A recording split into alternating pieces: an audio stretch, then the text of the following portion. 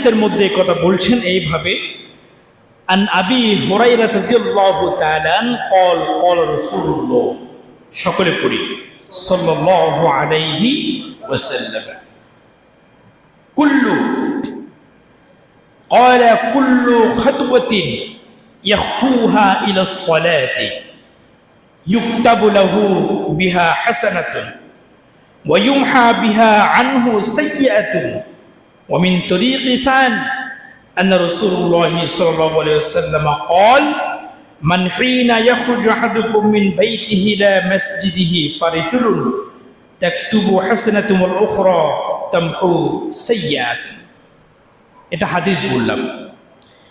নবীজি বলতে লাগলেন, যে ব্যক্তি নামাজের উদ্দেশ্যে ঘর থেকে বের হবে, আল্লাহ পাক রব্বুল আলামিন তার প্রত্যেকটা কদমের বিনিময়, প্রত্যেকটি কদমের বিনিময়ে একটা সওয়াব এবং একটা গুনাহ মাফ করে দিবেন।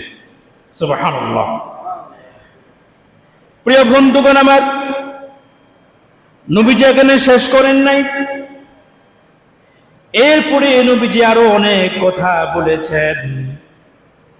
রব্বুল আলামিন পবিত্র কোরআনের মধ্যে অন্যত্র জায়গায় মানুষের যত প্রকার ভালো কাজ আছে সমস্ত ভালো কাজের উদাহরণ দিতে গিয়ে বললেন, من جاء بالحسنة فله عشر أمثالها ومن جاء بالسيئة فلا يجزى إلا مثلها وهم لا يظلمون. আল্লাহ বলছেন, বান্দারে, আমি রব্বুল আলামিনের কাছে বান্দার প্রত্যেকটা ভালো কাজকে 10 গুণ করে গুণ দিয়ে আমি বান্দার কাছে ফেরত দিব, প্রতিদান দান করব। আর আমার বান্দা যদি ভুল বশত কোনো খারাপ কাজ করে ফেলে, আমি ওই খারাপ কাজের জন্য কেবল একটাই গুনাহ দিয়ে দিব। ভালো কাজ করলে পরে 10 গুণ, 10টা সওয়াব। একটা ভালো কাজের জন্য একটা সওয়াব নয়, বরং 10টি সওয়াব। আর ভুল করলে পরে, গুনার কাজ করলে পরে কেবল একটাই গুনাহ হবে, এর বেশি আমি আল্লাহ দেব না।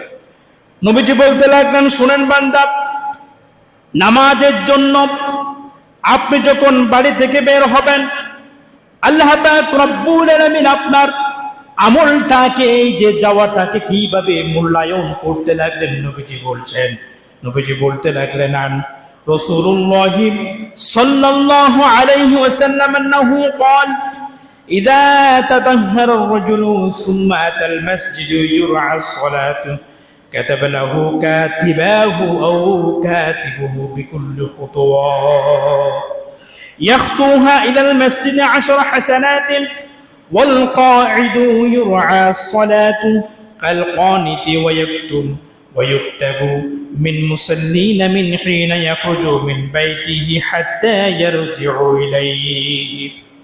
নবীজি বলতে লাগলেন, আমার কোন একজন উম্মত যদি পবিত্রতার সহিত ওযু করে আর ওই আল্লাহর বান্দা ঘর থেকে বের হয়ে মসজিদে চলে যায়, মসজিদে যাওয়ার পরে ইয়ারআস সালাতু কাতাবা লাহু কাতিবাহু, ফেরেশতারা তার জন্য প্রত্যেকটা কদমের বিনিময়ে আও কাতিবুহু বিকুল্লি খুতুওয়াতিন, একটু করে গুনাহ মাফ করে দেন। ইয়াফতুহা ইলাল মসজিদি 10 হাসানাতিন, এবং প্রত্যেকটা কদমের বিনিময়ে 10টি করে সওয়াব দান করে দেন। আমার কথা বুঝতেছেন না আপনারা? বুঝতে পারতেছি। নবীজি বলতে লাগলেন, আপনি যে আজকে ঘর থেকে বের হয়ে মসজিদে নামাজের জন্য আসলেন, এই আসার মধ্যে ঘর থেকে বের হয়ে যতটা কদম মেরেছেন, বুঝেন না কদম মানে কি আঞ্চলিক ভাষায়? হাই। যতটি হাই মারি মসজিদের দিকে আসছেন, প্রত্যেকটা কদমের বিনিময়ে আল্লাহ পাক আপনার আমল নামার মধ্যে কয়টা সওয়াব দিলেন? 10টি করে দিলেন। কয়টি করে? 10টি করে দিলেন। এখন বলুন, আপনি কয়টা কদম মেরে আসছেন? হিসাব আছে নি? হ্যাঁ, হিসাব নাই। তাহলে দেখুন নামাজকে আল্লাহ পাক কিভাবে মূল্যায়ন করতেছে। এরপরে বলতে লাগলেন, মসজিদে আসলেন, বসে থাকলেন, নামাজ পড়লেন এবং নামাজের পরে ওয়াল কাঈদু ইউরআস সালাত কাল কানিতি ওয়া ইউকতাবু মিনাল মুসাল্লিনা মিন হিনা ইয়াখরুজু মিন বাইতি হাত্তা ইয়ারজিআ ইলাইহি। মসজিদে আসলেন, বসলেন, নামাজ আদায় করলেন, কোনো ডিস্টার্ব করলেন না, নিয়ম ভাঙলেন না, আর এখান থেকে বের হয়ে নামাজ শেষ করে বের হয়ে বাড়িতে চলে গেলেন। নামাজ পড়লেন, জুমার নামাজ মাত্র 12 রাকাত। কয় রাকাত? অথবা জোহর পড়তে আসলেন 12 রাকাত, আসর পড়লেন 8 রাকাত, মাগরিব পড়লেন 7 রাকাত, ইশা পড়লেন কয় রাকাত? কত? 15 রাকাত। আপনি 15 রাকাত নামাজ পড়েন নাই, শুধু এখানে বসে উঠতে গেছেন অনেকক্ষণ। কথা বলেন, আপনি অনেকক্ষণ বসে থাকলেন। নবীজি বলতে লাগলেন, বাড়ি থেকে আসছেন, আবার বাড়িতে চলে গেলেন। এই যে আসা থেকে যাওয়া পর্যন্ত যতক্ষণ সময় আপনার ব্যয় হলো, নবীজি বলতে লাগলেন পূর্ণ সময়টাকে রব্বুল আলামিন নামাজের মতো করে সওয়াব দান করে দিবে। বুঝেন নাই? আরেকটু ক্লিয়ার করে বলছি, আপনি মসজিদে আসলেন আর মসজিদ থেকে বাড়িতে গেলেন, এই যে আসা যাওয়া করলেন, আসা যাওয়া করতে আপনার ধরেন আধা ঘন্টা সময় লেগেছে। কত ঘন্টা? যা গেলেন, নামাজ পড়লেন, আবার বাড়ি ফেরত গেলেন। আরেকটু সহজ করে বলি, আপনারা জুমার উদ্দেশ্যে মসজিদে 12:30টার মধ্যে চলে এলেন, যাবেন 2টার দিকে, তাহলে কয় ঘন্টা হলো? কথা কয় না? 1.5 ঘন্টা। এই 1.5 ঘন্টা একাধারে নামাজ পড়লে পরে যেই পরিমাণ সওয়াব হতো, বিরতিহীন ভাবে 1.5 ঘন্টা সময় যদি আপনি নামাজ পড়তেন, যেই পরিমাণ সওয়াব আল্লাহ আপনার দিতেন। শুধুমাত্র বাড়ি থেকে মসজিদে আসলেন, মসজিদ থেকে বাড়ি চলে গেলেন, মাঝখানের আমলগুলো বাদ, এগুলো অন্য হিসাব। এই যে 1.5 ঘন্টা সময় আল্লাহর জন্য ব্যয় করলেন, আল্লাহ পাক বলছে, বান্দারে তোমাকে এমনি ফেরত দেব না। 1.5 ঘন্টা সময় আমি আল্লাহর জন্য ব্যয় করার কারণে এই 1.5 ঘন্টা নামাজ পড়লে যেই পরিমাণ সওয়াব হতো, ওই পরিমাণ সওয়াব আমি আল্লাহ তোমাকে এমনি দান করে দিলাম। সুবহানাল্লাহ, সুবহানাল্লাহ। তাহলে পড়ি, নামাজের দিকে আসলে পড়ে লাভ না ক্ষতি? শুধুই লাভ, ক্ষতির কোনো কিছুই নাই।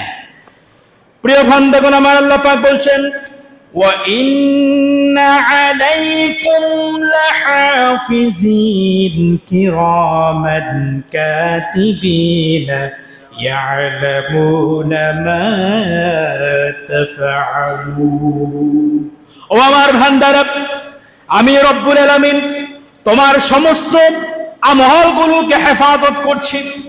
আমি রব্বুল আলামিন তোমাদের জন্য এমন 2জন সম্মানিত ফেরেশতা নিযুক্ত করে দিলাম, যে ফেরেশতাগুলোর কাম হলো একটাই, বান্দা যখন তুমি আমল করবি রব্বুল আলামিন আমার নির্দেশ মোতাবেক, ওই ফেরেশতা দ্বয় তোমাদের আমল নামার মধ্যে সওয়াবের পরিমাণ তাৎক্ষণিক লিখে দেয়। সুবহানাল্লাহ। 2জন ফেরেশতা আল্লাহ পাক নিযুক্ত করেছেন, আপনি যা আমল করবেন সবটাই তারা তাৎক্ষণিক লিখে নিয়ে দেন। সুবহানাল্লাহ। এজন্য আমার বন্ধুগণ, এরপর নবীজি আরেকটা হাদিস বলেছেন, এই হাদিসটা আমরা শুনবো, তারপর দেখি কতটুকু আমরা শেষ করতে পারি। লম্বা চোখটাকান হাদিস, কিন্তু অর্থগুলো ব্যাপক, অর্থগুলো অনেক লম্বা, অনেক কথা।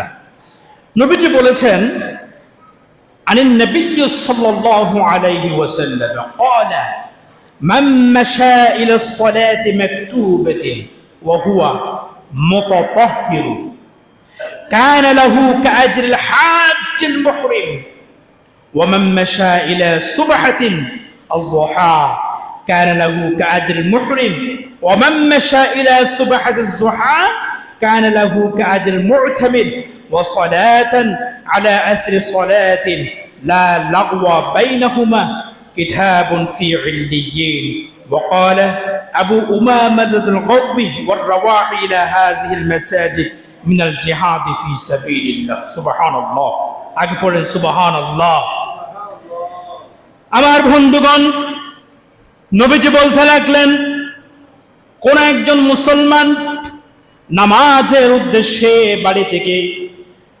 বের হলো ওযু করলো মাশাইল সালাতি মাকতুবাতিন ফরজ নামাজের জন্য ফরজ নামাজ কোথায় হয় মসজিদে আমার নবীজি বলতে লাগলেন কোন একজন আল্লাহর বান্দা ফরজ নামাজ আদায় করার জন্য মসজিদ থেকে বের হলো এবং সে পবিত্র অর্থাৎ ওযু করলো ওযু করে মসজিদের মধ্যে চলে আসলো কানা লাহু কাজরিল হাজিল মুহরিম আল্লাহ পাক রব্বুল আলামিন তাকে মসজিদে এসে নামাজ পড়ার কারণে পূর্ণ একজন হাজির মতো করে সওয়াব দিয়ে দিবে নবজন আরেকটু ক্লিয়ার করে বলছি শুনেন আমরা আমাদের মধ্য থেকে যারা হজ করতে গেলে কি লাগে প্রথম নাম্বার আপনি যখন মিরকাত কি বলেছে এটাকে না যেখান থেকে ইহরাম বাঁধে ভুলে যাচ্ছে মনে পড়তেছে যাই হোক যেখান থেকে ইহরাম বাঁধে মিকাত বলছি মিকাত না আয়েশা মসজিদ না এটা আরেকটা হিসাব মিকাত অতিক্রম করার আগে আপনাকে ওই জায়গা থেকেই ইহরাম বাঁধতে হবে ইহরাম বেঁধে তারপর আপনাকে মিকাত অতিক্রম করতে হবে এটাই নিয়ম তো একটা কথা হচ্ছে হাজী সাহেব যখন মিকাত আসার পরে ওখান থেকে ইহরাম বেঁধে ফেলে এরপরে সে যতগুলো কাজ করে সমস্ত কাজের মধ্যে কোনো গুনাহ থাকে না কারণ সে ইহরাম মুহরিম হয়ে গেছে আল্লাহ পাক তখন থেকে তার জন্য সওয়াব লিখতে শুরু করে দেন এবং সে হজের সমস্ত কার্যক্রম শেষ করে তারপর যখন ইহরাম ভেঙে ফেলেন তখন ভিন্ন হিসাব কিন্তু এই পুরো সময়টা সে আল্লাহর নিয়ন্ত্রণে অর্থাৎ আল্লাহ পাকের দয়া এবং মেহেরবানির মধ্যে থাকে এরপর আল্লাহ পাক তাকে পূর্ণ একটি হজের সওয়াব দান করেন ঠিক কিনা নবীজি বলতে লাগলেন কোন একজন বান্দা বাড়ি থেকে ওযু করে নামাজের উদ্দেশ্যে বের হলো ফরজ নামাজের জন্য মসজিদে আসলো নামাজ পড়লো আল্লাহ পাক রব্বুল আলামিন ইহরাম বাঁধা অবস্থায় হজ করলে যে পরিমাণ সওয়াব হয় শুধুমাত্র এই বান্দাকে নামাজের কারণে অত পরিমাণ সওয়াব দিয়ে দিবে এখন নামাজের সওয়াব আসে নাই নামাজের সওয়াব আরো পরে শুধু নামাজে আসলেন এই জন্য দিচ্ছে যে সুবহানাল্লাহ এরপর নবীজি বলতে লাগলেন ওয়াম মাশাব ইলাল সুবহাতিজ যুহাত আর যে ব্যক্তি ফরজ নামাজের জন্য নয় নফল অর্থ সালাতুজ যুহা নফল নামাজের জন্য বাড়ি থেকে ওযু করে মসজিদের দিকে চলে আসবে আল্লাহ পাক রব্বুল আলামিন তাকে কিভাবে মূল্যায়ন করবেন নবীজি বলতে লাগলেন রব্বুল আলামিন তার আমলটাকে একজন ব্যক্তি উমরা করার জন্য গেলে পড়ে ইহরাম বেঁধে উমরার কার্যক্রম শেষ করে যখন ইহরাম ভেঙে ফেলে রব্বুল আলামিন তাকে উমরা করার কারণে একটা সওয়াব তার আমলনামার মধ্যে দান করে দেন আর কোন একজন মুসলমান বাড়ি থেকে নফল নামাজের উদ্দেশ্যে যখন বের হয় নফল নামাজ শেষ করে যখন বাড়ির দিকে ফেরত যায় রব্বুল আলামিন তার আমলনামার মধ্যে উমরা পালন করার মতো সওয়াব দান করে দেন এখন সিদ্ধান্ত আপনার আপনি কি করবেন ঘরে বসে বসে আপনি হজ এবং উমরা সওয়াব নিতে পারবেন আমরা কি নিতে চাই কথা বলেন নিতে চাই এরপরে আরেকটা কথা বলা হচ্ছে ওয়া সালাতান আলা আসরি সালাতিন লা লাগওয়া বাইনাহুমা কিতাবুন ফি ইল্লিয়্যিন। গুরুত্বপূর্ণ কথা নবীজি বলতে লাগলেন, আল্লাহর কোন বান্দা বাড়ি থেকে মসজিদে আসতে নামাজ পড়লো, আগের সওয়াবের কথা বলে দিলাম, কিন্তু আল্লাহর বান্দা বাড়ি থেকে মসজিদে আসার পর নামাজ আদায় করলো, আদায় করে মসজিদ থেকে আর বাড়ি গেল না, মসজিদেই বসে থাকলো, হয় কি হয় না? কত ন বুঝুন, অন্যরা নগরম তো বুঝুনি হেঁটে বলতে আগের কথা সাম্মদে আগের আগেকার মুরব্বীগণ, আমি তো ছোটবেলায় কিছু মুরব্বীদেরকে দেখতে পেয়েছি, এরা প্রয়োজন ছাড়া মসজিদ থেকে বের হতো না। আসর নামাজে আসলো, আসার পরে নামাজ পড়ে মসজিদে বসে থাকতো। কোন নামাজের জন্য? মাগরিবের জন্য। এখনকার মুরব্বীগণ তো আমল পাচ্ছে না করার জন্য, মনে কষ্ট নিবেন না, আমি তো আপনাদেরকে হক কথা বলার জন্য দাঁড়িয়েছি, বলতে হবে না? এখন তো আপনাদের সময় তো কাটতে চায় না, কি করব, আমি কাজ নাই। অথচ আপনি যদি কাজ করতে চান, এত বেশি কাজ ইসলামের মধ্যে আছে, আপনি সময় খুঁজে পাবেন না। নবীজি বলতে লাগলেন, আপনি মসজিদে আসলেন, ধরুন আসর পড়তে আসলেন, আসর থেকে মাগরিব পর্যন্ত আপনি মসজিদ থেকে বের হন নাই, মসজিদে বসেছিলেন। তো মসজিদে বসে থাকলে পরে আপনার দ্বারা কোনো ধরনের খারাপ কাজ করা হবে? কথা কয় না, হবে না। আপনি কারো সাথে কারো নামে গীবত করতে পারবেন না। দুনিয়ার কোনো বাজে কথা বলা যাবে না, বলতে পারবেন না, আপনি বলবেনই না, ভয় করবে। তো আপনি মসজিদে আসলেন, নামাজ একটা পড়লেন, আরেকটা নামাজের জন্য অপেক্ষা করে মসজিদেই বসে থাকলেন। লা লাগওয়া বাইনাহুমা কিতাবুন, বাইনাহুমা, দুই নামাজের মধ্যে ব্যক্তি কোন প্রকার খারাপ কথা, খারাপ কাজ, অহেতুক অনর্থক কোন কথা বলে নাই। নবীজি বলতে গেলেন কিতাবুন ফি ইল্লিয়্যিন, আল্লাহ পাক রব্বুল আলামিন তার নামটা ইল্লিয়্যিনের লিস্টের মধ্যে লিখে দিবেন। এখন ইল্লিয়্যিন তো বুঝেন নাকি? আল্লাহ পাক ইল্লিয়্যিন সম্পর্কে কি বলছেন এটা আপনাদেরকে বুঝাবো। এরপরে নবীজি আরেক জায়গায় বলল, وقال أبو أمامة الغوفي والرواح إلى هذه المساجد من الجهاد في سبيل الله। অন্যত্র জায়গার মধ্যে বলা হচ্ছে, বান্দা যখন মসজিদে অপেক্ষা করবে, জিহাদের সমপরিমাণ সওয়াব আমলনামায় দেওয়া হবে। এবার আসুন ইল্লিয়্যিনের বিষয়টা কিরকম, তার আগে আরেকটা জিনিস বুঝেন, অনর্থক অহেতুক কথা পরিহার করা, অনর্থক কথা, বাজে কথা না বলা, এইটা কিন্তু জান্নাতীদের একটা লক্ষণ। বুঝতে কিনা? আল্লাহ পাক রব্বুল আলামিন বলছেন, قد أفلح المؤمنون الذين هم في صلاتهم خاشعون والذين هم عن اللغو معرضون। আল্লাহ পাক বলছেন, বান্দারে, কবর জগতে যাওয়ার পরে আমার যেই সমস্ত বান্দারা জান্নাতে প্রবেশ করবে, আমি রব্বুল আলামিন তাদের ব্যাপারে বলছি, তারা হবে অবশ্যই সফল। তারা কি সফল? সফলতা কাকে বলে? বান্দা আমাদের দেশে বলেন, দুনিয়াতে বলেন, লক্ষ্যে পৌঁছতে পারলে, গন্তব্যে পৌঁছতে পারলে আমরা তাকে সফল বলি। আমরা দুনিয়াতে যারা মানুষ আছি, আমরা তখনই সফল হব যদি আমরা জান্নাতে যেতে পারি। কোথায় যেতে পারি? জান্নাতে যেতে পারলে পরে আমরা সফল হতে পারবো। আর আমার আল্লাহ পাক বলছেন, জান্নাতে যাওয়া সে সফল ব্যক্তিদের কিছু বৈশিষ্ট্য আছে। কি আছে? কথা কন না কেন? বৈশিষ্ট্য আছে। তাদের মধ্যে 2 নম্বরে যে বৈশিষ্ট্য, সেটা হলো ওয়াল্লাযীনা হুম আনিল লাগwi মুরিদুন। আমার বান্দা তার পুরা জিন্দেগিতে কোনদিন অহেতুক কথা, অনর্থক কথা, বাজে কথার মধ্যে সে কখনো শরীক হবে না। বুঝতে পারিবেন না কথা? হ্যাঁ, এবার নিজে নিজে চিন্তা করেন আপনার মধ্যে বৈশিষ্ট্যটা আছে না নাই? আছে? ব্যাপার সতার নহন আল্লাহ দিলি, মাশাআল্লাহ। দেখুন নবীজি বলতে লাগলেন, যেই বান্দা মসজিদে ঢোকার পরে অপেক্ষা করবে আরেক নামাজের জন্য, মাঝখানে কোনো কথা বলবে না। আরেকটা অর্থ হতে পারে এক নামাজের পরে আরেক নামাজ।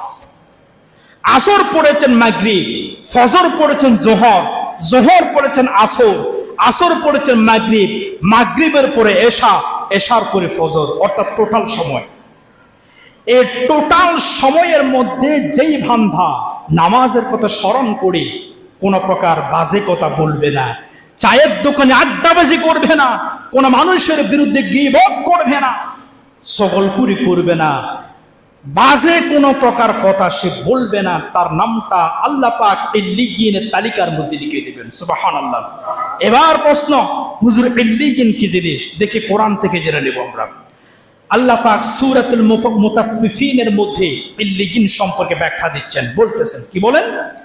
আল্লাহ পাক বলছেন, কাল্লা ইন্না কিতাবাল আবরারি লাফি ইল্লিয়িন ওয়া মা আদরাকা মা ইল্লিয়ুন কিতাবুম মারকুম। আল্লাহ পাক রব্বুল বলতে লাগলেন, আমি আমার সমস্ত নেককার বান্দাদেরকে, যাদেরকে জান্নাত দান করব, সেই বান্দাগুলোরে আমি ইল্লিয়িনের একটা তালিকা তৈরি করব। তালিকা তৈরি করে ইল্লিয়িনের মধ্যে রেখে দেব, এবং আমার বান্দাগুলোর পাশে একটা জায়গার মধ্যে জান্নাতি পরিবেশ তাদেরকে দিয়ে দিব। সুবহানাল্লাহ। অর্থাৎ ইল্লিয়িন একটা, ওখানে একটা কিতাব আছে, একটা বই আছে, কিতাব বলা হয়েছে, বই। আমরা যদি বলি একটা তালিকা আছে, কি আছে? বা জবাব দেওয়া করিব, কি আছে? এই তালিকার মধ্যে জান্নাতে কারা কারা থাকবে তাদের নাম লেখা হয়েছে।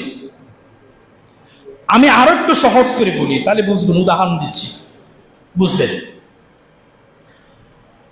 বর্তমানে সরকারে যারা চাকরি করে, যারা ডাইরেক্ট সরকারি, চট্টগ্রামে আমি দেখতে পাই এদেরকে সরকারি চাকরি করা ব্যক্তিগুলার নামে একটা একটা বাড়ি দেওয়া হয়, ফ্ল্যাট দেওয়া হয়। কি দেওয়া হয়? জব দিবেন তো, কি দেওয়া হয়? ফ্ল্যাট দেওয়া হয়। ওই ফ্ল্যাট রেডি হওয়ার আগে ফ্ল্যাটগুলো কারা কারা পাবে আগে দরখাস্ত নিয়ে নেয়। দরখাস্তগুলো বাছাই করে কাকে কাকে দিবে তালিকা তৈরি করে বালাম সহকারে রিজার্ভে রেখে দেওয়া হয়। বুঝতে পারলেন? আচ্ছা, তালিকার মধ্যে যাদের নাম উঠে গেছে তারা অবশ্যই ফ্ল্যাট পাবে, মিস্টেক হওয়ার সুযোগ নাই। এবং ফ্ল্যাট যখন রেডি হয়ে গেছে, সময় চলে আসলে পরে তালিকা দেখে দেখে তাদেরকে ফ্ল্যাটে পাঠিয়ে দেওয়া হয়। আবার কে কোন ফ্ল্যাটে থাকবে সেটাও বলে দেওয়া হচ্ছে। এখন সরকারি অফিসার যদি মন চায় আমার ফ্ল্যাট আমি একটু দেখে আসবো, আমার জন্য কি কি ব্যবস্থা রাখা হচ্ছে, দেখতে পারবে কিনা? পারবে। এখন উঠে নাই, ওঠার আগে থেকেই দেখতে পারবে। ইল্লিয়িন হলো এমন একটি জায়গা, কারা কারা জান্নাত পাবে তাদের তালিকা তৈরি করে একটা কিতাব আকারে, বই আকারে ইল্লিয়িনে জমা রাখা হয়। সুবহানাল্লাহ পড়বেন না? নবীজি বলতে লাগলেন, এই ইল্লিয়িন জায়গাটা হচ্ছে সপ্তম আকাশে অবস্থিত। কোন আকাশ? সপ্তম আকাশে। এটার ব্যাপারে বহু কথা আসছে, আমি কয়েকটা টপকা টপকা বলছি। মুমিনদের রূহগুলোকে আল্লাহ পাক ওই জায়গার মধ্যে সংরক্ষণ করবেন। অর্থাৎ মানুষ যখন মারা যায়, মানুষের রূহগুলো কই যায় বলতে পারবেন? কার কাছে যায়? আল্লাহর কাছে। তো আল্লাহর কাছে দুইটা জায়গা আছে, কারণ যে মানুষটা নেককার তার রূহটাকে আল্লাহ সম্মান দিবেন না? দিবেন। আর যেই লোকটা বদকার গুনাহগার তার রূহটাকে আল্লাহ সম্মান দিবেন না। নেককার রূহটাকে আল্লাহ পাক সম্মান দিয়ে ইল্লিয়িনের মধ্যে রাখবেন। বদকারের রূহটাকে আল্লাহ পাক অসম্মান করে বেইজ্জত করে সিজ্জিনে রাখবেন। কোথায় রাখবেন? তাহলে আমাকে উত্তর দেন। মুমিনদের রূহ থাকবে ইল্লিয়িনে। কোথায়? আবার বলেন কোথায়? ইল্লিয়িন। কাদের রূহ? কাদের রূহ? মুমিনদের, নেককার ভালো মানুষের রূহ। পক্ষান্তরে যারা খারাপ তাদের রূহ সিজ্জিনে থাকবে। সিজ্জিনটা হচ্ছে এই জমিন যে দেখতে পাচ্ছেন সর্বনিম্ন স্তর, সপ্তম স্তর। এখানে মাটির একটা কি আছে? স্তর আছে। সপ্তম স্তরের নিচে জাহান্নামের কাছেই আল্লাহ পাক, অর্থাৎ সিজ্জিন একটা জাহান্নামের নাম, ওখানে আল্লাহ পাক রাখবেন। নাউযুবিল্লাহ পড়ুন।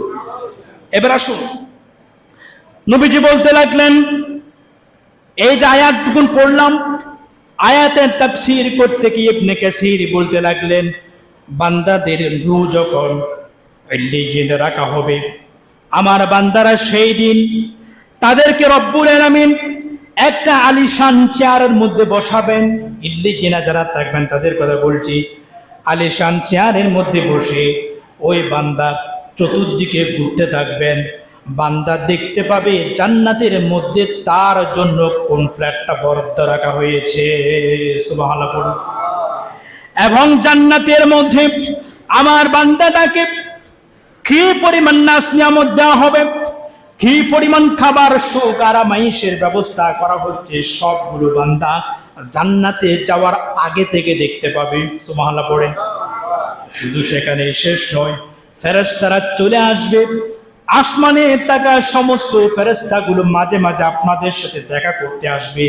আপনার কখন কি লাগবে, কখন কি প্রয়োজন হবে দেখভাল করার জন্য ফেরেশতারা সার্বক্ষণিক হাজির। সুবহানাল্লাহ।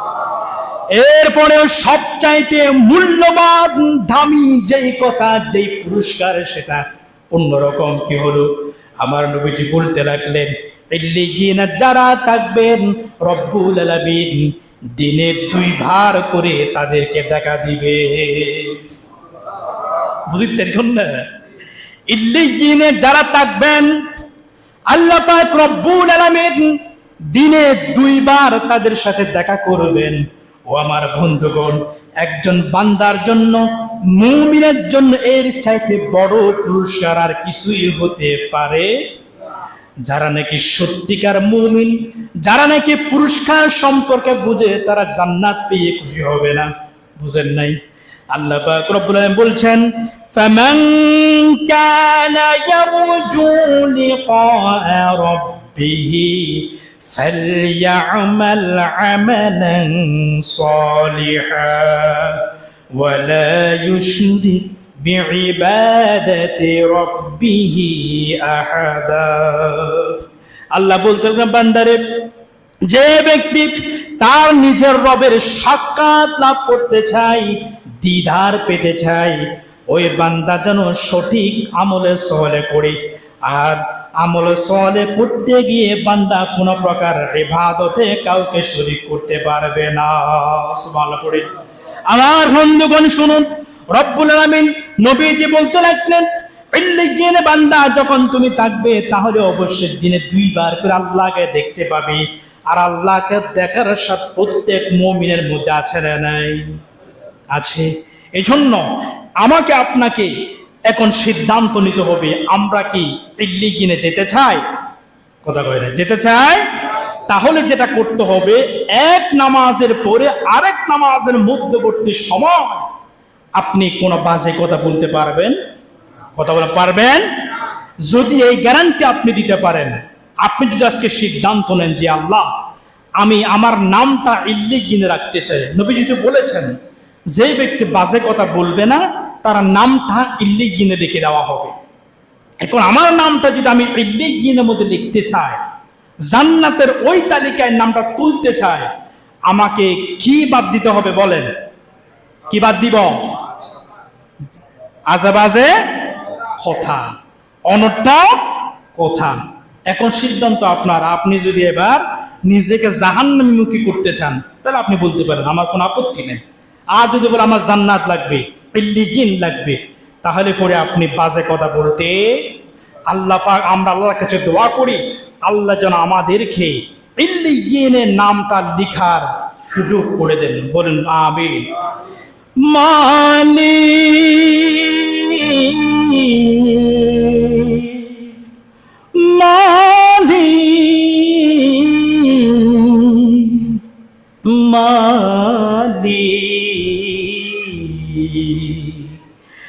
একটি ঘর বানিয়ে দিও, একটি ঘর বানিয়ে দিও, মালিক তুমি জান্নাতে তোমার পাশে আমার, একটি ঘর বানিয়ে দিও, একটি ঘর বানিয়ে দিও। সে বিভীষিকাময় মহাদিনে তোমার কাছে তোমার প্রতিবেশী করে নিও, মালিক তুমি জান্নাতে তোমার পাশে জায়গা দিও। সুবহানাল্লাহ পড়েন। আল্লাহ পাকের কাছে দোয়া করি রব্বুল আলামিন আমাদের সকলকে তোমার পাশে একটা টাকার ব্যবস্থা করে দিবেন, যেন সকাল সন্ধ্যা তোমাকে দেখতে পায়। এই জন্য আমাদেরকে আমলগুলো পরিবর্তন করতে হবে, আল্লাহ খুশি হয় এই মতো একটা আমল তৈরি করতে হবে, তাহলে আমরা সাকসেস হতে পারবো, সফল হতে পারবো। রব্বুল আলামিন আমাদেরকে বুঝার তৌফিক দান করুন। ওয়া আখিরু দাওয়ানা আলহামদুলিল্লাহি রাব্বিল আলামিন। আসসালামু আলাইকুম ওয়া রাহমাতুল্লাহ। সুন্নাত পড়েন।